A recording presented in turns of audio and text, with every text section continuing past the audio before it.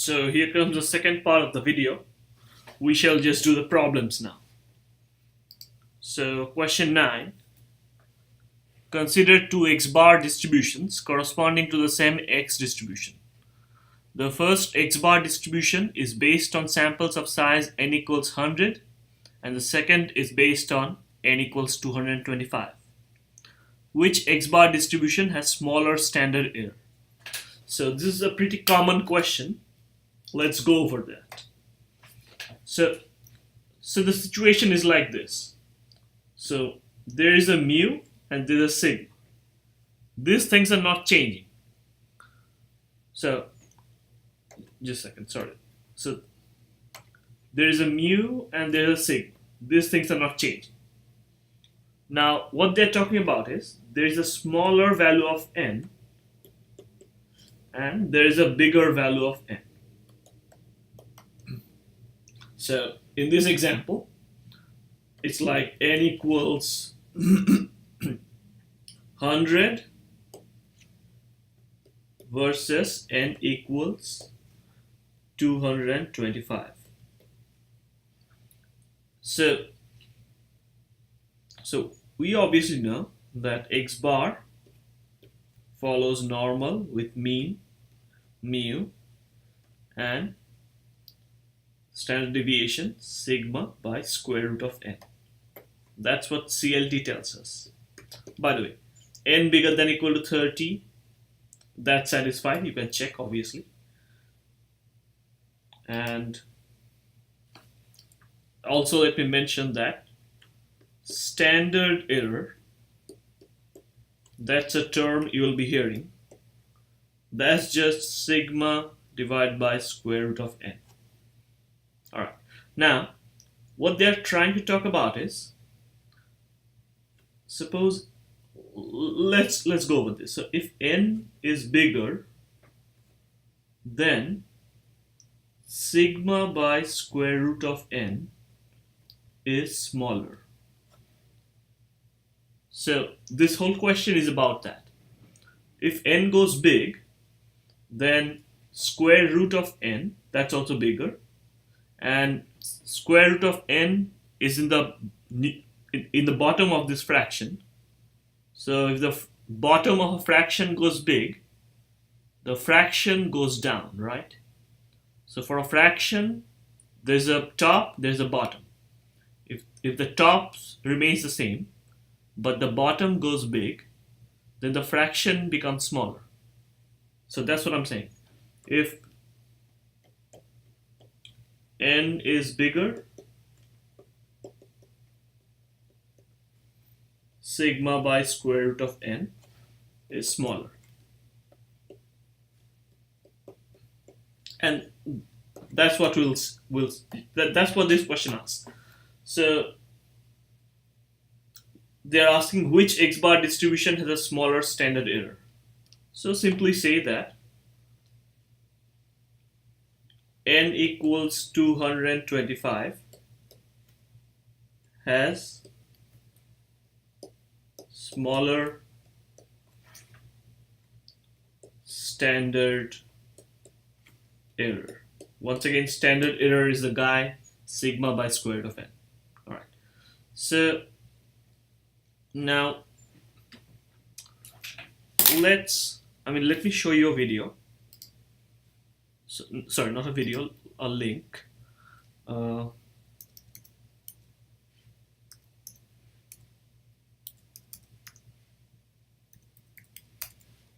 So I think we went over this, but okay. So you can see what the normal looks like for various mu and sigma.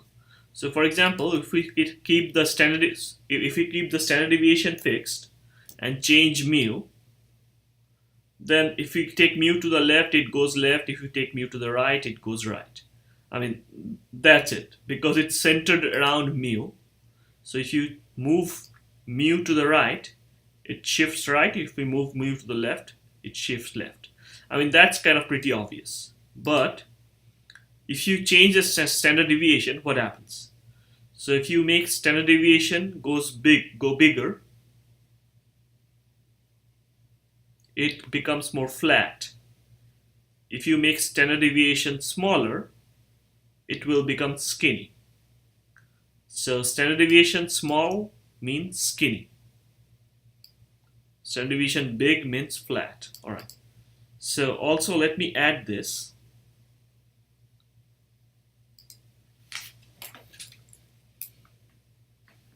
So let me add this actually here. So n, if n goes higher, then the standard deviation goes down. That means the graph becomes skinny and tall.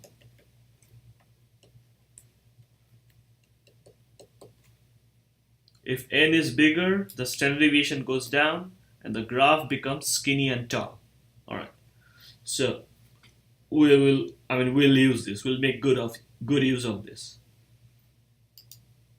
Now, so now we are not doing a problem. We are actually doing a general theory. So I'm looking at like this kind of situation where like there's like a mu, there's like a sigma, and like there's a n, the bigger value of n, and there's a like smaller value of n. Okay, I mean just the situation which we just saw in this problem. There's a mu, there's a sigma, and there's a small value of n, there's a big value of n. It's the same thing. So what's going on? Now in this situation, suppose there's a b, like there's a number b to the right of mu. That means what I'm talking about is, so b is bigger than mu. What's b? B is just any number which is bigger than mu. Yeah. Now I'm looking at probability x bar bigger than b. That means I'm looking at the right tail. So we shall be using the word tail from now on. You can see why it's called a tail, the right tail. Now you see two graphs. One is like skinny and tall, one is like short and flat. And from the previous discussion, if n is big, that graph is skinny and tall. So that means that this is like n big, the skinnier one, and for n small, that's the shorter one. So I want to see how probability x bar bigger than b that behaves. Now from this picture you can see that for the shorter graph, this tail is okay. So this tail is like red plus blue. For the shorter graph, this is red plus blue. And for the big, like n big, that means the skinny one. For the skinny one, it's only blue. You have to like, I mean, if you're not convinced, like, I mean, you should be like, you just look at it. For the big graph, the tail is only the blue one. And for the short one, it's like blue plus red. So obviously blue plus red is going to be bigger than blue. So the ultimate result we get is the tail, that means probability x bar bigger than b, that's the tail. That's big for small n. That's big because blue plus red is bigger than just blue. So the tail is bigger than small n. Let me just shift b a little bit. You see, like, the two graphs like meet at this point. So maybe you're thinking, okay, I'm trying to trick you. Maybe if b is somewhere here, the result will change. So now my b is like changed, so that, okay, so now once again we are looking at the tail. That means probability x bar bigger than b. And you see for the shorter graph, it's like blue plus green. And for the bigger, that means the n big, that means the skinny graph, it's like blue plus red. Okay, you have to see it. Like it's blue plus red for the skinny, and for like the shorter one, it's blue plus green. Okay, so observe that red, let me write it down.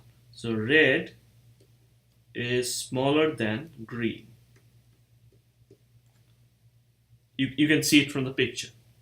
So that means blue plus red is smaller than blue plus green. Okay. So what does blue plus red correspond to? That's for n big. And what does blue plus green correspond to? That's for n small. So blue plus green, that means for n small. So essentially we're getting the same picture here. So probability x bar bigger than b is bigger for n small. So you can summarize this as if n is big, tails are small. Okay. So the conclusion here I'm trying to draw is if n is big, tails are small. Okay. So I did almost the same kind of thing here. I took some a which is left of mu. A is smaller than mu, a is left of mu. So the whole thing is symmetric. I hope you can believe me on this. So the tails are also same kind of. So whatever logic I used here, the exact same logic I can use for some a which is smaller than mu. On the top, b was bigger than mu. B was bigger than mu, and here a is smaller than mu, and probability x bar less than a, that's the left tail, and you can see exact same thing happening. Once again, you can draw two situations. I just drew one.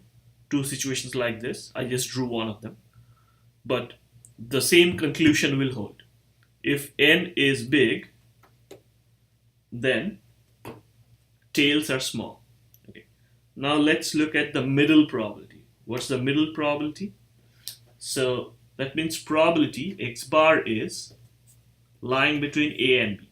Obviously, a is left of mu and b is right of mu. That's also clear from the picture. And as usual, n big means the skinny graph, n small means the short flat graph. Alright, now I haven't colored this. So this proof I kind of did with coloring. But this I can do with coloring, but let me use simple logic. So the logic tells me that x bar lying between a and b is 1 minus probability x bar bigger than b minus probability x bar less than a. So what's going on here is something like, alright, just give me a second. So suppose it's like there's a, there's b, and obviously there's something mu here. Okay, I don't mean a and b are like same distance from, I don't need that. So mu can be here. Alright. So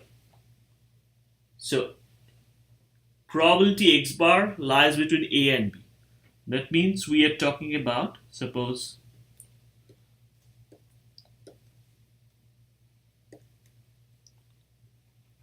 this region. We want this region.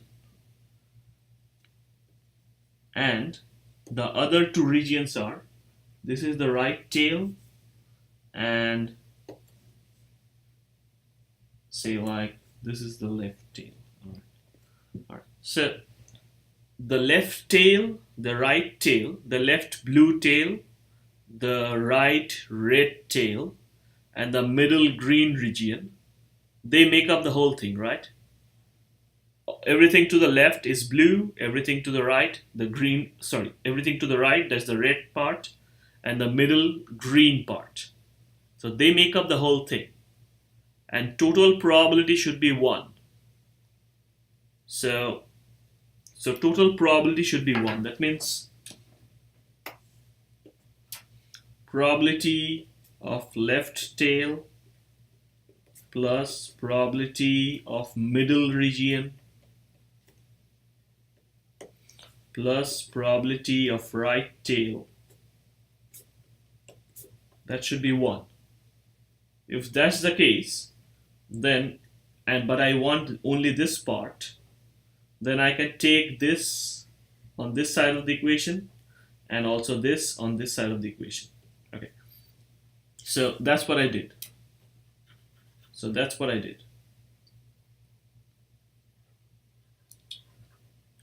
So probability of the middle region, that means probability of like the green, is 1 minus probability of the blue and the probability of red.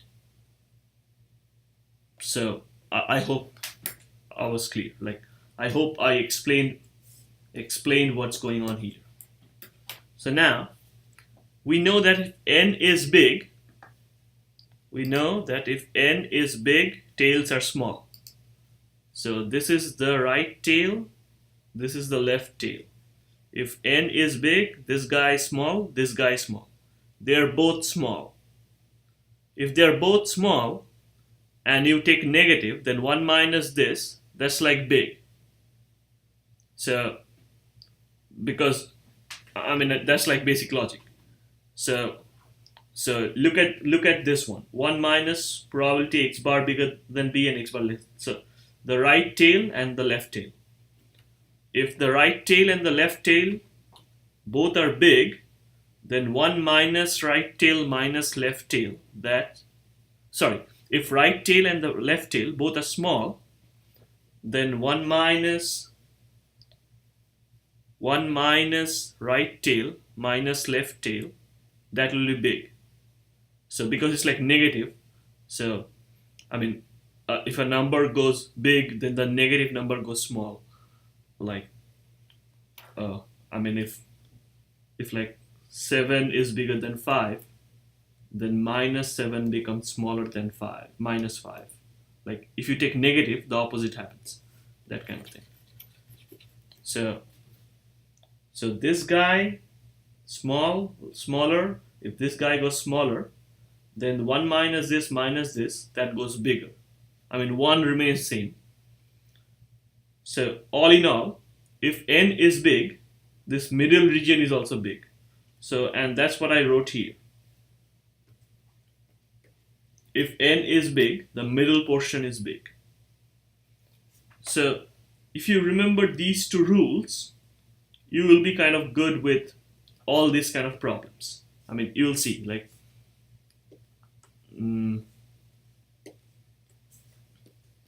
so like the usual CLT problem is like, they have given you mu, they have given you sigma, they have given you n, then you have to find probability x bar lies between some number a and b. Okay, that's the usual kind of problem. You have done this kind of problem. So what you do, you write down x bar follows normal, mean mu, standard deviation sigma by square root of n. You calculate, I mean, this guy is given, this guy you calculate, and then you find the z-score here. It's like b minus mu by sigma by square root of n, and this guy is, z-score is a minus mu divided by sigma by square root of n. You find both z-scores. Next, obviously, go to the z-table, some number here, and then do minus. Last step, like minus. I mean, you have done this, you know how to do this. I'm not worried about you. Like, I know you that you know. But the other kind of problem is like, they'll be asking you like if there's an n big and there's an n small, so what happens to the tails, or what happens to the middle portion? That's the other kind of problem. So let's actually look at those problems. Sorry.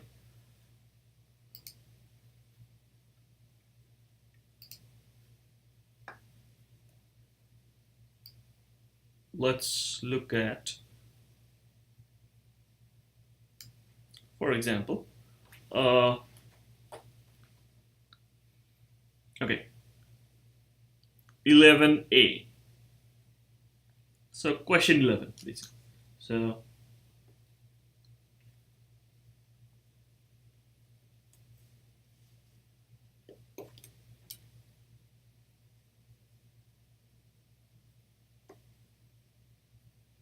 mu is 15, sigma is 14.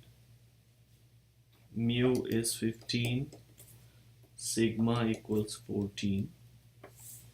And for 11 part A, n equals 49. Obviously that's bigger than equal to 30. You have to find probability x bar lies between 17 and 15. Alright, so I mean that's like, for this guy the z score will be 0, you can check that. And for this guy it's 17 minus 15 by square root of, sorry, very sorry,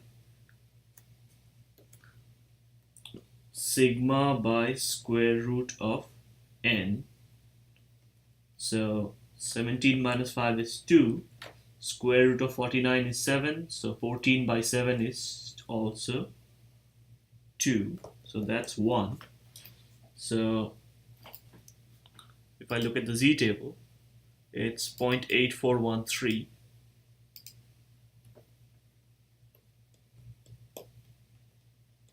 Oh, and for 0 it's like 0.5. So my answer should be, let me write it nicely, probability x bar lies between 17 and 15, that's 0.8413 minus 0.5, which is 0.3413. Question part B. Now n equals, it has changed to something else, I guess. 64. All right. So n is 64. So by the way, let me calculate sigma by square root of n straight up. Oh, by the way, n is 64 is bigger than or equal to 30. Always should check that. Sigma by square root of n is like 14 by square root of 64, which is 14 by 8, which is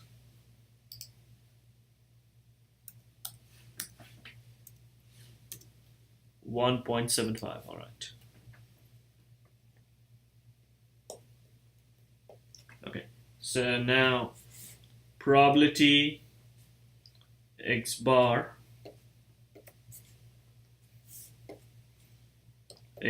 lies between 15 and 17. So for 15 it will be 0, you can check that, and for 0 it's 0.5, that's true, and for 17 it's 17 minus 15 by 1.75, which is 2 divided by 1.75. Let's have a look. 2 divided by 1.75, which is 1.14.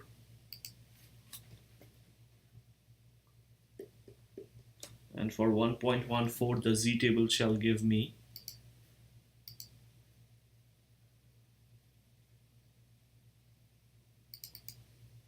0.8729. All right.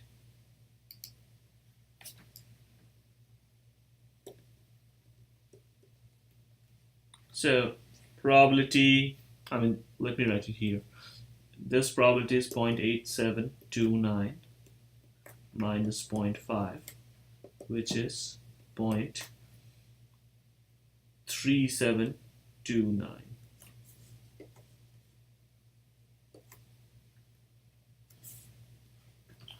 So which one's bigger? Part B is bigger. Is that surprising for us who have learned the theory? Not really, but one small caveat.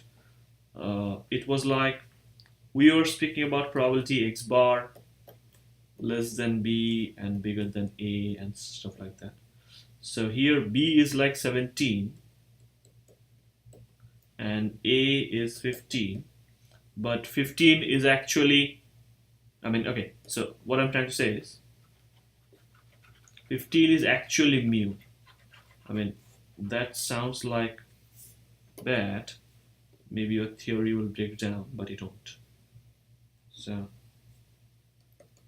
this is 15 and this is like 17, and we are speaking about this much area. So but we learned the theory about some point here and then take the whole thing in the middle, but we are not doing that now. So like, but it's still kind of the middle portion, so that also works. So it's still a middle, and the middle portion, like our theory was, if n is big, the middle portion is big. So n equals 64 is bigger than n equals 49, so middle portion is bigger. That's not surprising to us. So let me write that down. If n equals 64 is bigger than n equals 49, then middle portion is bigger. That's it. So we actually calculated the numbers and showed them, but we already know that from the theory that should happen. Let's take another question 15. So question 15, part A. Let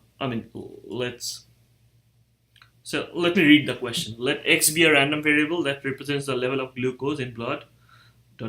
After assume that for people under 50, x is normally distributed with mean mu equals 85 and standard deviation sigma equals 25. Okay, so I have my point. So it's like what's given here. So normally distributed, that's already given. So you know what they're aiming for, like either n bigger than equal to 30 or normal, that we needed for CLT. So they have already given me that. So assumptions are good. Now what they have also told me, mu is 85 and sigma is 25. And for part A, they're asking me what's the probability that a single test x is less than 40. By the way, x less than 40 means something for them. X less than 40 means indication of severe excess insulin, and medication is usually prescribed. So that's why they're talking about this. So that's like a thing for them. So we want probability. So for a single test, x less than 40. So now you may be thinking about, so what's n here? N equal to what? So there is no n. So it's like a single thing. A single x. For a single x, we know because it's normally distributed, that means x follows normal with mean mu equals 85 and sigma equals 25.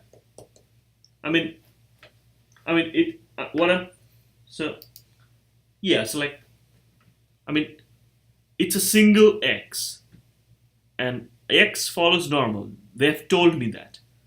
They have told me that x follows normal with mean mu and standard deviation sigma. So then the question is just probability x less than 40. So x less than 40 and that we know how to do. Find the z-score. 40 minus 85 divided by 25. That's like minus 45 by 25, and that's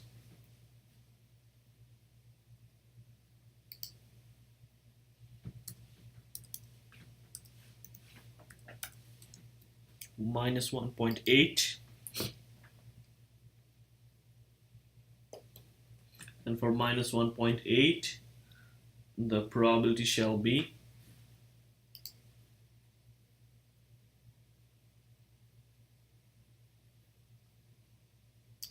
0.0359, and we have it.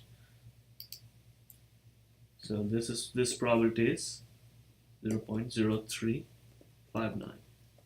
Next, I'm guessing now CLT will come.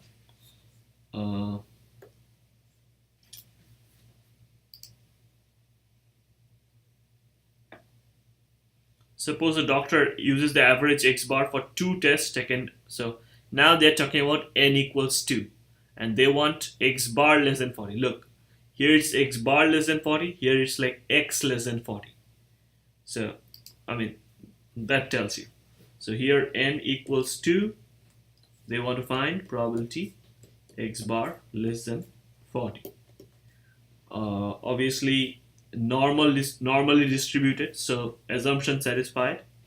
That means we'll apply CLT. X bar follows normal with mean mu equals 85, standard deviation sigma by square root of n, which means 25 by square root of 2.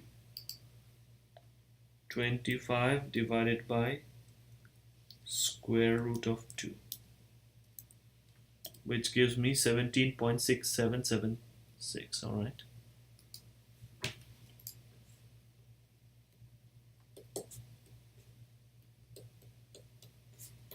Okay. So now this kind of, we know how to do it. It's find the z-score. 40 minus 85 divided by 17.6776, which is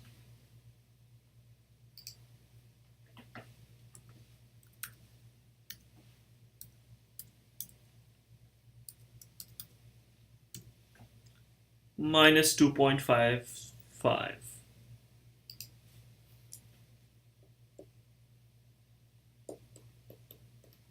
And we shall look up the z table.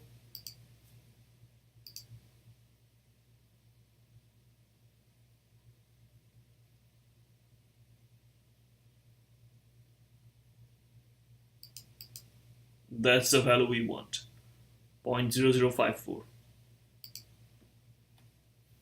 So my answer is 0.0054. That's my answer. All right. So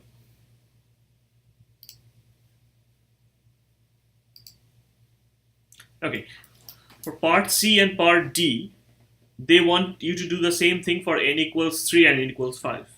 So that you can do if you want. I mean, we already know how to do it. So compare your results to parts A, B, C, and D. So what happened to the probability? So compare your results to, I mean, they want me to compare A, B, C, and D.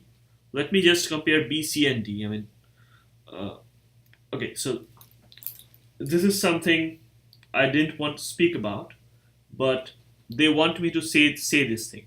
So when they are doing part A, they're just taking only one x, right? So what they want me to say is 1x means n equals 1. They want me to think like that. There's nothing wrong with thinking like that. I mean, but it's kind of like, I mean, yeah, I mean, it's n equals 1. I mean, CLT for n equals 1, we don't speak like that. CLT is for like n bigger than 1. Like you have some samples. Just one sample, people usually don't speak about CLT for that. But you can. Like for example, if n equals 1, then sigma by square root of n is sigma by square root of 1. That means sigma. so which we have right here, and that's kind of the thing, but that's like going into too much details. But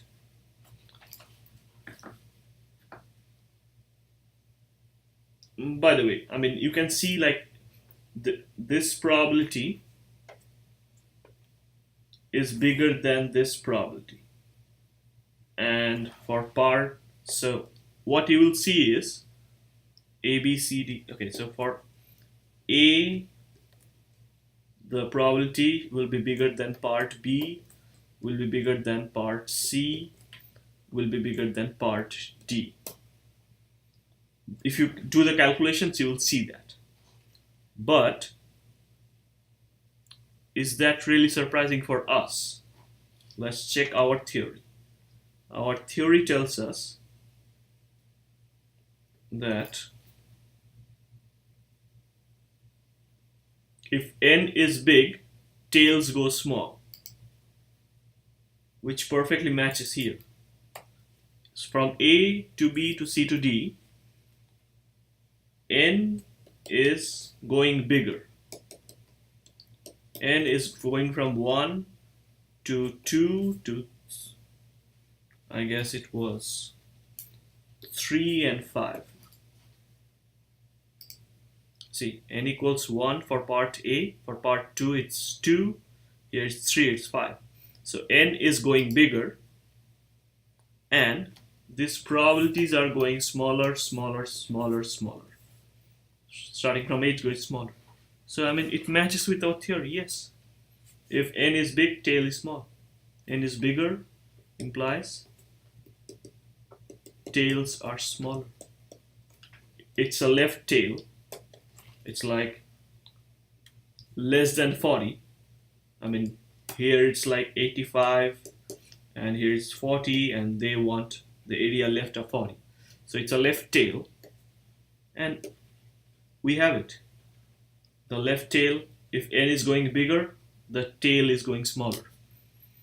So we are in good shape. And that's all the problems that we'll do now.